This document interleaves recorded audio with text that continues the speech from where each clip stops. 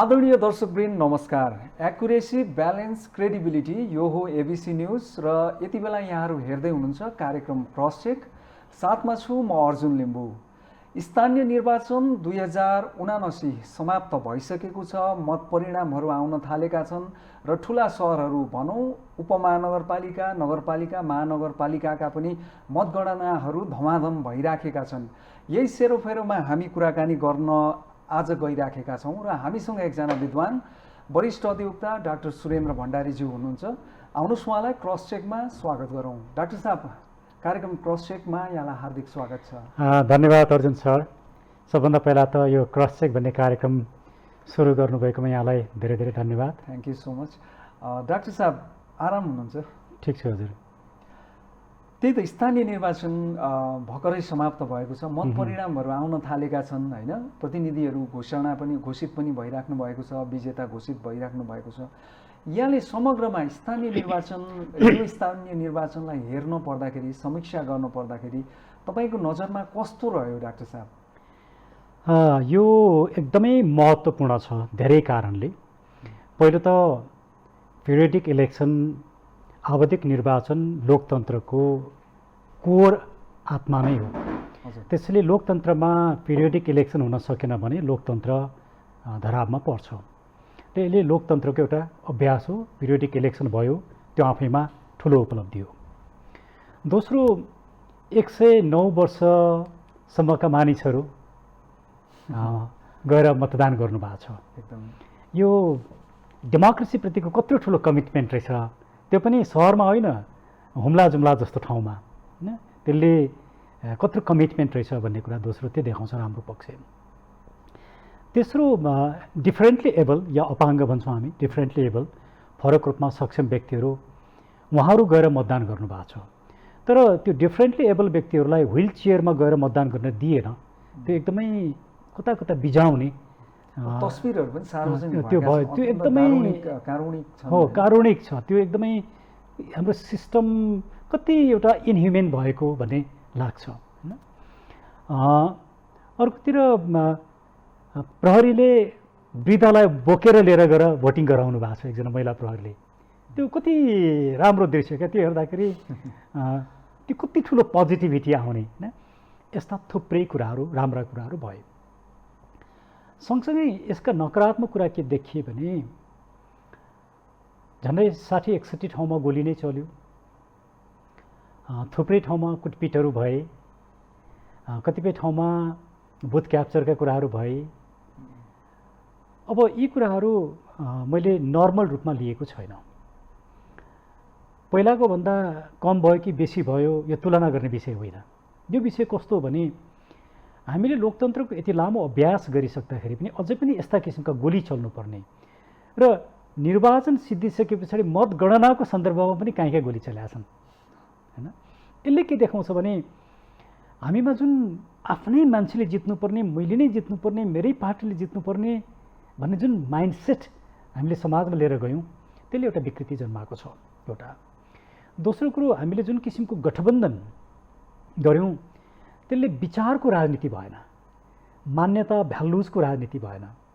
जसरी पनि हराउनु, फलानालाई हराउने, जसरी पनि फलानालाई जिताउने। इभन ट्विटरसम्ममा के आयो भने म नाम नलिउँ, फलानालाई त जसरी नै जिताउनु पर्छ, जसरी पनि। ल्याङ्ग्वेजै त्यही छ। यसले के देखाउँछ भने जित्नको लागि जे पनि गर्ने। काङ्ग्रेस इभन राप्रपासँग मिल्ने, राप्रपा एमालेसँग मिल्ने, इभन ठाउँ ठाउँ त काङ्ग्रेस र एमाले समेत मिल्ने। यस्तो किसिमको जुन परिदृश्य देखियो, यो परिदृश्यले के देखाउँछ भने हाम्रो इलेक्सनले हाम्रो पोलिटिकल भ्यालुजलाई बिर्स्यो। जसरी पनि विन गर्ने मात्रै महत्त्वपूर्ण कुरा भयो। एक्ज्याक्टली, त्यो महत्त्वपूर्ण। पावरमै जानुपर्ने, म नै पावरमा जानुपर्ने, मेरै मान्छे जानुपर्ने, मेरै दलको, मेरै गुटको, मेरै समूहको जानुपर्ने। त्यसैले डेमोक्रेसी स्वस्थ देखिएन। डेमोक्रेसीमाथि एउटा ठुलो एउटा रोग लागेको छ भन्ने कुरो यसले देखाउँछ। अर्को कुरा के देखियो भने जुन किसिमले पैसाको चलखेल भयो, प्रचार प्रसार भड्किलो शैलीमा भयो, तराईतिर त के देखियो भने 150 मोटरसाइकल, 20-25 वटा गाडी, ठुलो समूह मानिसहरू, एउटा मोटरसाइकललाई दिनको 3000 4000 दिनुपर्ने, तेल हालिदिनु पर्ने, खुवाउनु पर्ने। यो किसिमले एउटा क्यान्डिडेटले इन्भेस्टमेन्ट गरिराखेको छ भनेपछि पोलिटिक्स र यो निर्वाचन के रहेछ भने इन्भेस्टमेन्ट रहेछ। तपाईँ जितेपछि उठाउनुहुन्छ, हारेपछि के गर्नुहुन्छ थाहा छैन। एकजनाले त हार्छ नि, इभन राप्रपासम्मको तडक भडक देखियो। त यसले एउटा कस्तो परिदृश्य देखाउँछ भने निर्वाचन इन्भेस्टमेन्ट एउटा पोलिटिकल भ्यालुज र मुलुकलाई राजनीतिक रूपमा स्थायित्व दिनेतिर होइन कि राजनीतिलाई कब्जा गर्ने र सत्तालाई कब्जा गरेर दुरुपयोग गरेर आफ्नो स्वार्थपूर्ति गर्ने एउटा साधनको रूपमा निर्वाचन लियो। यी निर्वाचनका नराम्रा पक्ष भए। त्यसैले राम्रा पक्ष पनि देखिए। 109-10 वर्षसम्मको महिलाले गएर भोट हाल्नुभयो। हजुर, यी राम्रा पक्ष देखिए। भनेपछि जनतामा त्यो लोकतन्त्र भनौँ निर्वाचनप्रतिको विश्वास चाहिँ त्यो एक हिसाबले प्रकट भयो भन्ने कुरा पनि हो नि त डाक्टर साहब? एकदमै हो। पिपुलमा ठुलो कमिटमेन्ट रहेछ डेमोक्रेसीप्रतिको। तर सँगसँगै पिपुलले के देखायो भने भोट त हामीले हार्यौँ, तर अब भोट हालिसकेपछि यिनीहरू फेरि आउँदैनन्, यिनीहरूले केही पनि गर्दैनन्। अब नहाल्दाखेरि पनि डेमोक्रेसीप्रतिको आफ्नो कमिटमेन्ट छ, हालौँ, राम्रो मान्छे छैन। त्यसैले स्वतन्त्र मान्छेहरू यसपालि झन्डै 11-12 हजार स्वतन्त्र मान्छेहरू मुलुकभरिबाट उठे। ती स्वतन्त्र मानिसहरू कतिले जित्लान्, कतिले हार्लान्, त्यो आफ्नो छुट्टै विषयवस्तु। तर त्यो स्वतन्त्र रूपमा किन क्यान्डिडेसी दिए, यो नै एउटा ठुलो समीक्षाको विषय छ। मलाई के लाग्छ भने स्थापित दल र नेताहरूले मुलुकलाई राइट डिरेक्सनमा लान सकेनन्। त्यसको एउटा विद्रोह त्यो स्वतन्त्र क्यान्डिडेसी हो। जस्तो काठमाडौँमा बालन शाह जस्ता व्यक्तिहरू जसरी उदाएका छन्, यसले एउटा गजबको राजनीतिक चित्र अगाडि सार्छ। बालनजीको बारेमा म वास्तवमा अलिकति विश्लेषण गर्न पनि चाहन्छु। डाक्टर साहब, म त्यसमा फेरि आउने नै छु। अहिले चाहिँ मुख्य रूपमा हामीले स्थानीय निर्वाचन यहाँलाई कस्तो लाग्यो भन्ने कुरा मेरो रह्यो। त्यो पछाडि चाहिँ जस्तो सत्तारूढ गठबन्धन नै बनाएर चुनाव लड्नु भएको अवस्था, उतापट्टि प्रमुख प्रतिपक्षी र अरू गठबन्धन, त्यहाँ पनि गठबन्धन नै बनेको अवस्था छ र गठबन्धन स्थानीय तहमा धेरै ठाउँमा आफ्नै किसिमको अप्राकृतिक खालका भनौँ होइन बनेको अवस्था छ।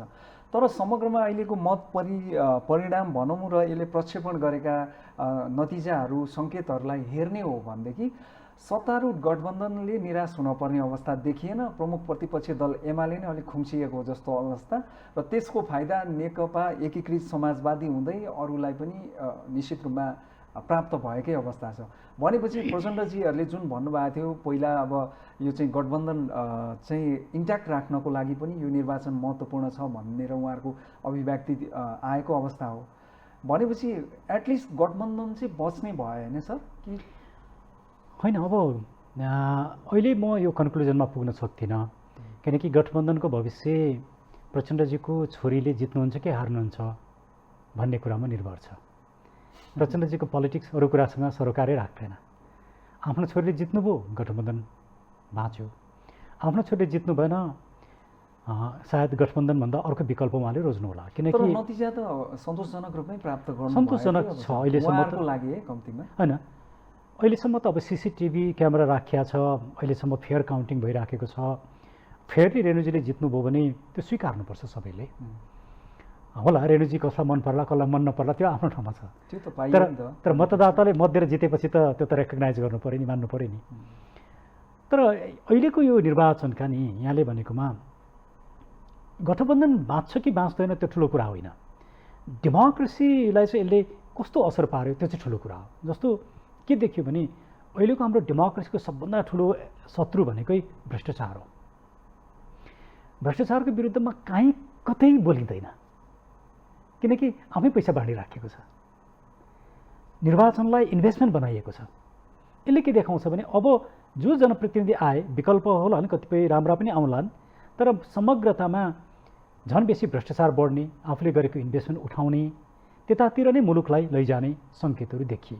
त्यसले यो निर्वाचनले डेमोक्रेसीलाई झनै कमजोर बनाउने। डेमोक्रेसी भनेको केही मान्छेहरू सत्तामा पुग्ने, सत्ताको दुरुपयोग गर्ने खेल होइन। डेमोक्रेसी भनेको त पिपुलको लिभिङ स्ट्यान्डर्डमा, लाइफमा परिवर्तन आउनु पऱ्यो, क्वालिटी चेन्ज आउनु पऱ्यो। पिपुलले राज्य छ, राज्यबाट म सुरक्षित छु, राज्यबाट मैले न्याय पाउँछु, राज्यबाट सेवा पाउँछु निष्पक्ष रूपमा भन्ने त्यो धारणा हुनु पऱ्यो।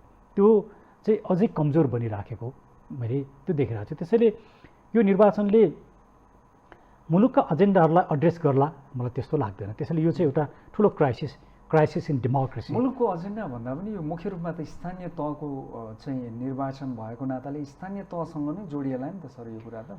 होइन, स्थानीय तहसँग जोडिन्छ, तर कस्तो छ भने स्थानीय तह पनि सबै स्थानीय तह मिलेर नै मुलुक बन्ने हो। एक्ज्याक्टली त्यो त हो। र मुलुकको विषयमा प्रत्येक स्थानीय तह चाहिँ कन्सियस नहुने, राष्ट्रियताको विषयमा सचेत नहुने हो भने त्योभन्दा बाहिर गएर मात्रै राष्ट्रियता बच्न सक्दैन नि। हो, मूलत स्थानीय तह। त्यसैले हामीले के भन्यौँ भने हाम्रो विचार, मेरो विचार चाहिँ के थियो भने, र अहिले मैले हिजो पनि केही व्यक्तिहरूको सुनिरहेको थिएँ टेलिभिजनमा, जस्तो प्रोफेसर दाहालको पनि मैले सुनिरहेको थिएँ। उहाँहरू के भनिरहनु भएको छ भने, मैले जुन विचार उठाएको थिएँ कि स्थानीय तहको निर्वाचन चाहिँ निष्पक्ष हुनको लागि दलविहीन रूपमा हुनुपर्छ। स्थानीय रूपमा कसले यो आफ्नो गाउँ टोलको सेवा गर्न सक्छ र विकास निर्माण गर्न सक्छ र सबैलाई निष्पक्ष रूपमा व्यवहार गर्न सक्छ, सेवा दिन सक्छ, त्यस्तो व्यक्तिलाई छान्ने अवसरको रूपमा लिनुपर्छ। दलीय भागबन्डाको रूपमा, दलीय रस्साकसीको रूपमा र एउटाले अर्कोलाई निषेध गर्ने चरित्रको रूपमा हामीले स्थानीय तहको निर्वाचनमा लग्यौँ भने समाज विभक्त हुने, समाजमा चिरा पर्ने, सहिष्णुताको ठाउँमा असहिष्णुता सृजना हुने र मुलुक एउटा ध्रुवीकृत हुने, कन्फ्लिक्टको अवस्थामा जाने अवस्था आउँछ। त्यसैले हामीले सिक्ने बेला भयो। र अब यदि यो डेमोक्रेसीलाई साँच्चै नै लोकतन्त्रलाई पिपुलको लोकतन्त्र बनाउने हो भने स्थानीय तहको निर्वाचन चाहिँ स्वतन्त्र, निष्पक्ष र दलविहीन हुनुपर्छ भन्ने मैले जुन एजेन्डा हामीले उठाएका थियौँ त्यसमा अहिले धेरै मानिसहरूको मैले सपोर्ट पाएको छु। एउटा राम्रो पक्ष हो। जस्तो नि अब यहाँले जुन स्वतन्त्र उम्मेदवारहरूको वकालत पनि गर्नुभयो, क्याम्पेन पनि गर्नुभएको अवस्था, अब अहिले निर्वाचन परिणामहरू आउँदै गर्दाखेरि खास गरिकन महानगरको एउटा परिणाम जुन छ काठमाडौँ महानगरको, त्यसमा बालेन शाह जो स्वतन्त्र हैसियतमा उठेर चाहिँ अहिले लिड गरिराख्नु भएको छ निकै चाहिँ फराकिलो मतको हिसाबले होइन, उहाँको चर्चा र अन्यत्र पनि स्वतन्त्र उम्मेदवारहरूले राम्रै दबदबा देखाइराखेकै अवस्था छ।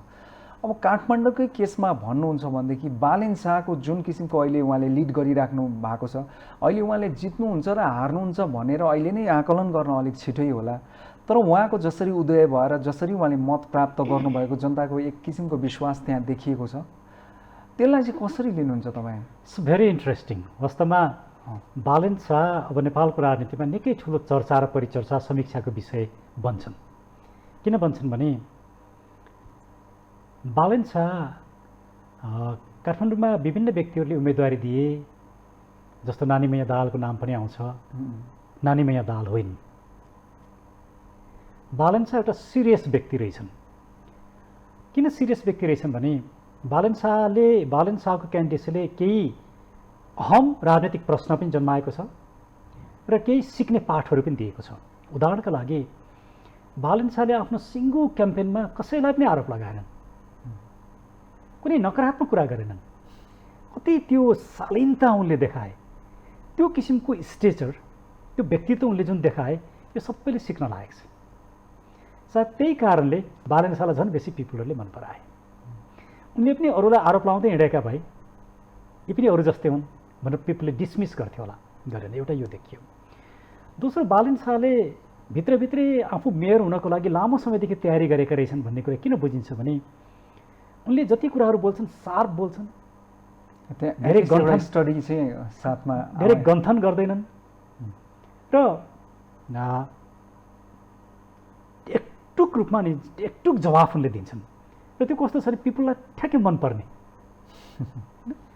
त्यस किसिमको उनले के देखिन्छ भने, हुन त बालेनजीसँग मेरो एकचोटि मात्रै भेट भएको छ, मेरो धेरै लामो सङ्गत पनि छैन। म बालेनजीको बारेमा मेरो क्वेसन के थियो नि, हामी जो 4 वर्ष 5 वर्षदेखि सडकमा भ्रष्टाचार विरोधी मुभमेन्ट गरिरहेको थियौँ, न कहिले त्यो भ्रष्टाचार विरोधी मुभमेन्टमा उनी आए, न कहिले हामीलाई सपोर्ट गरे, न उनी क्यान्डिडेट बनिसकेपछि हामीलाई उनले खोजे नै। कस्तो किसिमको मानिस रहेछन्। आई गेट सरप्राइज, म चकित परिरहेको थिएँ। त्यसले बालेन शाह समीक्षाको विषय के हुन् भने दुईटै उनका राम्रा नराम्रा दुईटै पक्षको अब चर्चा गर्नुपर्छ। बालेन शाहले जितुन् त्यो मेरो पनि शुभकामना हो, मैले बालेन शाहको पक्षमै बोलाएको छु, त्यो मेरो शुभकामना हो। तर यसले के प्रश्न उठाउँछ भने बालन शाहको विगतमा बालन शाहले मुलुकको लागि के गरेका थिए त? उनी कहाँ थिए? उनी कुनै भ्रष्टाचार विरोधी मुभमेन्टमा थिए, कुनै सोसल मुभमेन्टमा थिए? कहीँ पनि छैन। एकाएका आछन्। भनेपछि पिपुलले कस्तो व्यक्तिलाई रोज्यो, कस्तो व्यक्तिलाई भोट दियो भन्दाखेरि उसले ब्याकग्राउन्ड चेक नै गर्दो रहेन रहेछ। अर्को कुरा, बालन शाहको एउटा राम्रो पक्ष के देखियो भने उनले कुनै पनि पोलिटिकल थट, पोलिटिकल आइडियोलोजीको कहीँ पनि कुरा गरेनन्। एकदमै न्युट्रल रूपमा उनीहरू गए। यसले के देखाउँछ भने बालन शाहको राजनीतिक उदय, उनले यो काठमाडौँमा हार्छन् या जित्छन् त्यो ठुलो कुरा होइन, उनले जितिसके। कुन अर्थमा भने उनी मेयर नभए पनि उनले जिते। उनले जुन एउटा मुभमेन्ट लिएर आए, आइडियोलोजी लेस पोलिटिक्स। अब पोलिटिक्समा आइडियोलोजीको काम छैन। अब पोलिटिक्समा पोलिसी मात्रै चाहिन्छ, पोलिसी अप्सन। तपाईँ कसरी बेटर डेलिभरी गर्नुहुन्छ त्यो भए पुग्छ। आइडियोलोजीले काम गर्दो रहेन रहेछ। हुन त पश्चिमा देशहरूमा एउटा एकाडेमिक सर्कलमा 1960 देखि नै एन्ड अफ आइडियोलोजी भन्ने विचारहरू आए र अहिले मुलुकमा मात्रै होइन कि ग्लोबली नै डेमोक्रेसीलाई नै रिथट गरिराखेको जुन अवस्था छ, त्यसमा बालन शाहले एउटा नयाँ आयाम के थप्दे भने आइडियोलोजी लेस पोलिटिक्सको भूमिका छ। अब मुलुक त्यतातिर जाँदैछ भन्ने एउटा।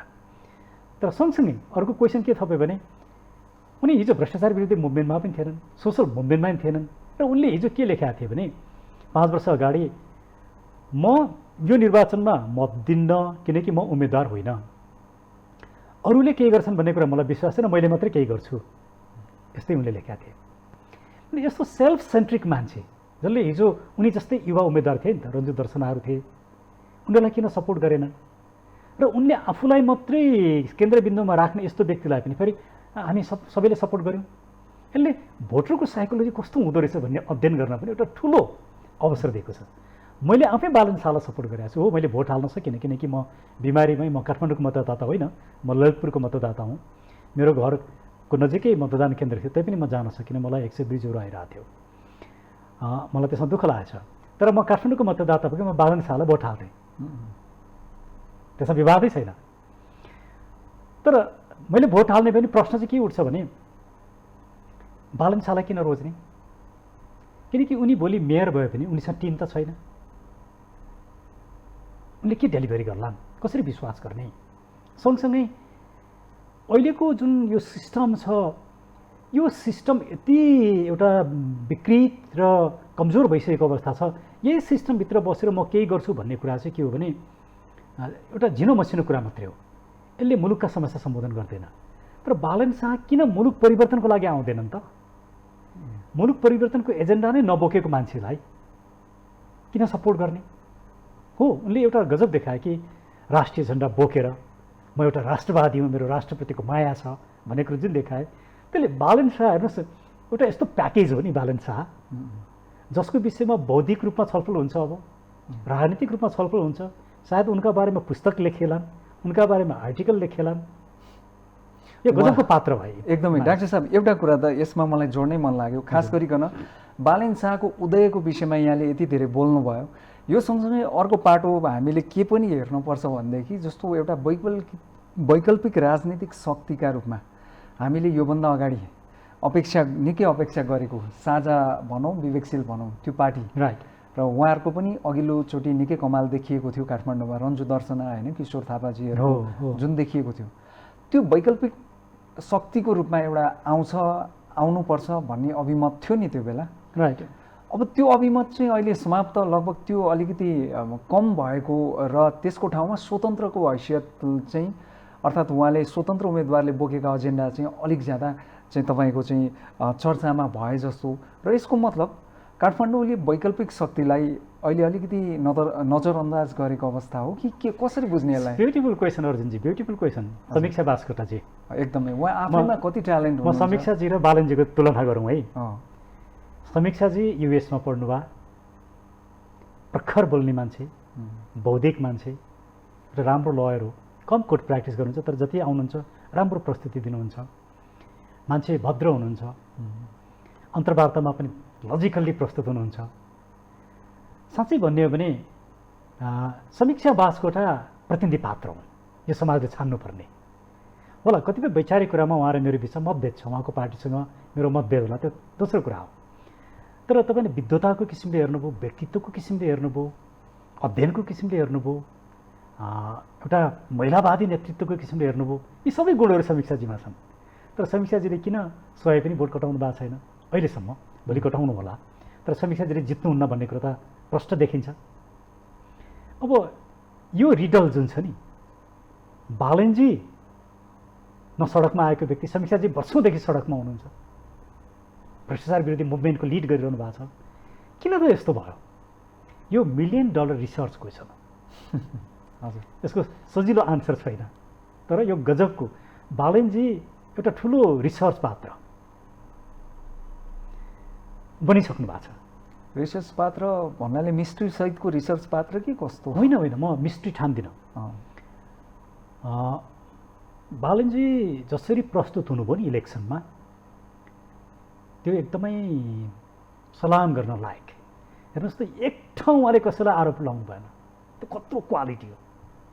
भनेपछि पोलिटिकल लिडर्सहरूले र जो राजनीति गर्छु भन्छन् उनीहरूले यसरी पनि सिक्न चाहिँ सक्छन् होइन सर? सिक्नै पर्छ, सिकेन भने त अगाडि बढ्नै सक्दैन। त्यति होइन, बालनले दिएको सबभन्दा ठुलो कुरा त के हो भने, प्रत्येक प्रश्नलाई उनले जसरी जवाफ दिए नि, पिपुलले ठ्याक्कै मन पराए। के कुरा पिपुलले मन पराउँछ भन्ने कुरा उनले बहुत राम्रो स्टडी गरेका रहेछन्। र उनले कुनै पोलिटिकल आइडियोलोजी क्यारी गरेनन्, आइडियोलोजी लेस पोलिटिक्स भए। यी कुराहरू एकदमै महत्त्वपूर्ण छन्। तर एउटा व्यक्ति जो आफू बाहेक अरूलाई निर्वाचनमा सपोर्टै गरेन, आफू नउठ्दाखेरि भोटै हालेन, अनि त्यस्तो व्यक्ति यसरी कसरी राइज गर्यो त? लास्ट इलेक्सनमा त उहाँले मत पनि हाल्नु भएन, कसैलाई सपोर्ट पनि गर्नु भएन। म आफू उठेँ भने मात्रै गर्छु, अर्कोचोटि म उठ्छु अनि भोट हाल्छु, म अरूलाई विश्वास गर्दिनँ भन्ने व्यक्ति, यस्तो सेल्फ सेन्ट्रिक, आत्मकेन्द्रित। अनि यस्तो व्यक्तिलाई किन काठमाडौँको यत्रो शिक्षित समुदाय, यत्रो एलिट वर्गले किन सपोर्ट गरिरहेछ? यी यस्ता क्वेसनहरू छन् नि। अब हुन त बालनको बारेमा मैले अलिकति पनि नकारात्मक कुरा गरेँ भने आलोचना मात्रै खप्नुपर्छ। मलाई कसैको आलोचना प्रशंसासँग मलाई कुनै सरोकारै छैन। मलाई एउटै कुरा मात्रै सर, ट्रुथ सुड प्रिभेल। त्यसले बालन एउटा त्यो पात्र हुन् जसले राजनीतिमा एउटा तरङ्ग ल्याएका छन्। उनी खालि नानी मैया दाल होइनन्। उनलाई सजिलै डिसमिस गर्न, यो एकछिन उठेको पानीको फोका भन्न मिल्दैन। वैकल्पिक शक्ति अर्थात् वैकल्पिक पार्टी जुन मूलधारका पार्टी छन्, यसको विकल्पमा अर्को पार्टीको सम्भावना काठमाडौँले जुन देखाएको थियो आजभन्दा 5 वर्ष अगाडि, त्यो क्षण भनौँ न अहिले चाहिँ त्यसको सम्भावना अलिकति कम भएर गयो। त्यो समाप्त भयो। किन समाप्त भयो भने रविन्द्रजीहरूकै कुरा, उहाँहरूको पहिलो पार्टी युनाइट गरिदिएको मैले हो। त्यसबाट कतिचोटि फुट्नुभयो, कतिचोटि जुट्नुभयो। साझा र विवेकशीललाई एक बनाउने सहजकर्ता तपाईँ हो? मैले बनाइदिए हो। आजसम्म उहाँहरू कतिचोटि टुटफुट हुनुभयो। बिचरा मिलन पाण्डेजी एउटा युवा, कत्रो जोस जाँगर लिएर आउनुभयो कि, एउटा इन्जिनियर, एउटा भिजन भएको मान्छे। रविन्द्रजीले सदस्यता, साधारण सदस्यता समेत अन्त्य हुने गरी कारवाही गर्नुभयो। यो कस्तो वैकल्पिक राजनीति हो? उहाँहरूसँग त्यो वैकल्पिक राजनीतिको चरित्र नै रहेन। पिपुलले पत्याए, किनभने तिमीहरूसँग वैकल्पिक राजनीतिको चरित्र छैन भन्ने पिपुलले ठहर गर्यो। फेरि अर्कोतिर वैकल्पिक राजनीतिमा यो सत्ताको, यो व्यथितिको, यो लुटतन्त्रको विकल्प दिन्छु भन्ने हामी जस्ता सबै शक्तिहरू एक ठाउँमा आउन सक्नु पर्थ्यो नि। रविन्द्रजी कसैसँग मिल्न सक्नुहुन्न, हामी पनि सकेनौँ। उहाँलाई मात्रै दोष लगाउने कुरै छैन। हामी पनि त्यही रूपमा हामीलाई पनि आलोचना आउँछ। त्यसले हामी जसले विकल्प दिन्छु भन्यौँ, अब हामी चाहिँ एकचोटि आत्मसमीक्षा गर्नुपर्ने अवस्थामा हामी पुगेका छौँ। यदि हामीले आत्मसमीक्षा नगर्ने, हामी हिजो जुन बाटोमा हिँड्यौँ, जसरी हिँड्यौँ त्यही ठिक हो भन्यौँ भने हामी समाप्त हुन्छौँ। हामीले मुलुकलाई केही पनि गर्न सक्दैनौँ, एउटा गलत दृष्टान्त मात्रै पेश गर्छौँ। त्यसैले अब म के भन्छु भने, वैकल्पिक राजनीति गर्छु भन्ने सबैलाई एकचोटि let's come out of the box. हामीले जे गरिरहेछौँ त्यो कुरा गलत रहेछ भन्ने कुरा बुझौँ र नयाँ किसिमबाट सोचौँ। नयाँ किसिमले आउट अफ द बक्स आएर अगाडि बढ्ने हो भने अहिले पनि मुलुक बनाउने अवसर छ। आफू बन्ने गरी राजनीति गर्ने हो भने त्यसको अब ठाउँ छैन। तर गजब के छ, अहिले पनि मतदाताले रुचाइरहेको त आखिर रेणुदाललाई नै रुचाएको रहेछन्, यही काङ्ग्रेसलाई नै रुचाएछन्, यही एमाले नै रुचाएछन्। मैले केही समय अगाडि कुनै इन्टरभ्यूमा भनेको थिएँ पिपुलसँग कुन मुखले काङ्ग्रेसले भोट माग्ला भनेको थिएँ। तर सबभन्दाले बेसी त काङ्ग्रेसले नै जितिरहेछ। मैले किन यो भनेको थिएँ भने जसरी काङ्ग्रेसले एमसिसी पास गरायो, जसरी काङ्ग्रेसले विगतदेखि भ्रष्टाचार गरेका छ, व्यतिथि गरेका छ, राष्ट्रियताको मामला जति कमजोर एउटा दृष्टिकोण राखेका छ, यस आधारमा काङ्ग्रेसले भोट पाउनुपर्ने मैले कुनै ग्राउन्ड देखिनँ। यसको त एमाले पाउँछ भने नि, एमाले पनि त्यही रूपमा छ। एउटा नयाँ शक्ति आउला भन्ने लागेको थियो। तर अहिले के देखिन्छ, हामी जस्ता व्यक्तिहरूले मिलेर नयाँ शक्ति पनि दिन सकेनौँ र काङ्ग्रेस नै सबैभन्दा अगाडि अहिले दौडमा सबभन्दा अगाडि छ भनेपछि नेपालको जुन मतदाता छन्, नेपालको मतदाताले साँच्चै नै अब परिवर्तन खोज्या हो त? वास्तविक कोही छन्? म तपाईँलाई अर्को एउटा इन्ट्रेस्टिङ क्वेसन भनौँ। म मधेसका धेरै ठाउँमा गएको छु, गाउँ गाउँ पुगेको छु। मधेसमा गजब के छ भने तपाईँले राजा र हिन्दू धर्मको कुरा गर्नुहोस्, वाह सब मान्छे ताली पिट्छ। तर अहिले भोटिङ प्याटर्न हेर्नुहोस्, न राप्रपा आउँछ, न कुनै अर्को राजावादी सङ्गठन आउँछ। को आउँछ? त्यही काङ्ग्रेस आउँछ, त्यही माओवादी आउँछ, त्यही एमाले आउँछ। भनेपछि के हो त यो? यसको पछाडिको एनिग्मा के छ? हामीले साँच्चै नै नेपाली समाजलाई बुझ्न सकेका रहेन रहेछौँ, मैले चाहिँ एटलिस्ट। डाक्टर साहब, हुन्छ, अमूल्य समय दिनुभयो यहाँको गहन विचार विश्लेषणका लागि म यहाँलाई धेरै धेरै धन्यवाद दिन चाहन्छु। धन्यवाद अर्जुनजी। आदरणीय दर्शकवृन्द, उहाँ हुनुहुन्थ्यो वरिष्ठ अधिवक्ता डाक्टर सुरेन्द्र भण्डारी। यसका साथै आजको क्रस चेक यही समाप्त हुन्छ। एबिसी न्युज च्यानल हेर्दै गर्नुहोला। हस्त नमस्कार।